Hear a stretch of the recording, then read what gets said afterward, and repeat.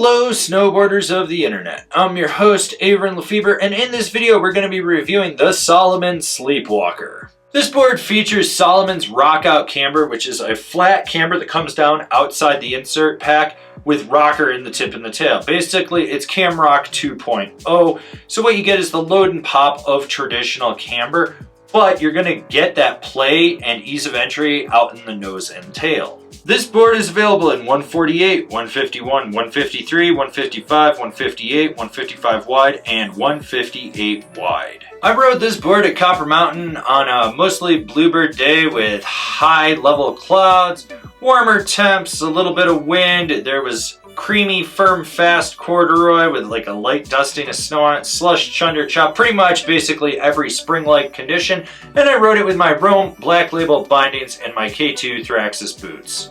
This is one of those jib boards with snap, which puts it above a full-blown noodle and below a middle-of-the-road park board.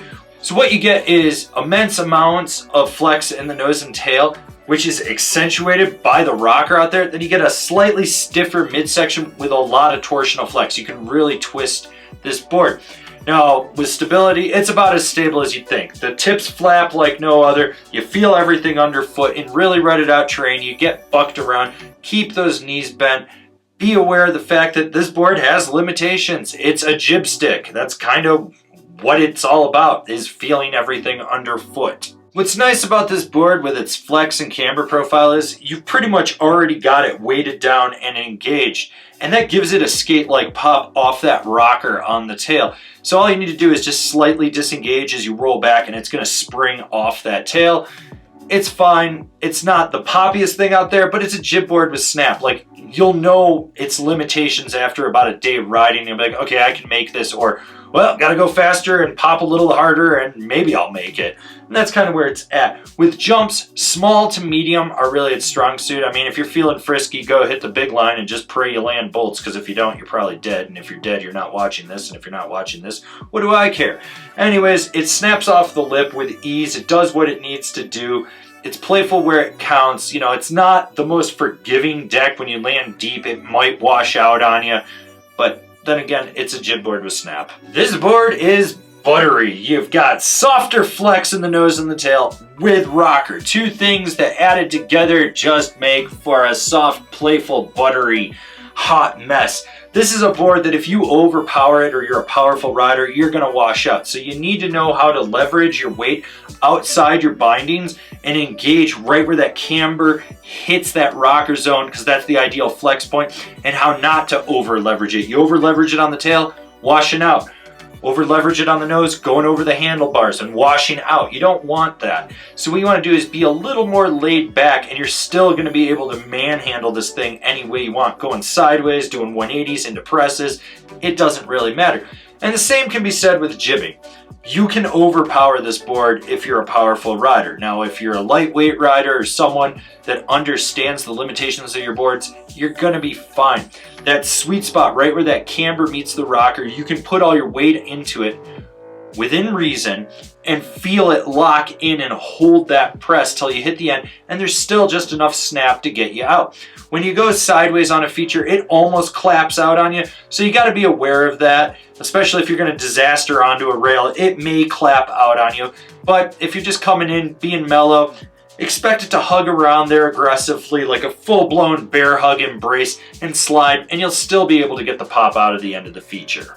Carving with this board is where you notice its limitations. It's a little bit lacking there, but then again, that's not what this board is for, so you can't really fault it. It's got a mellow turn initiation. You steer it pretty much underfoot or right outside your feet, just due to that cam rocker profile that they have in there. And you do a lot of ankle steering to drive this board.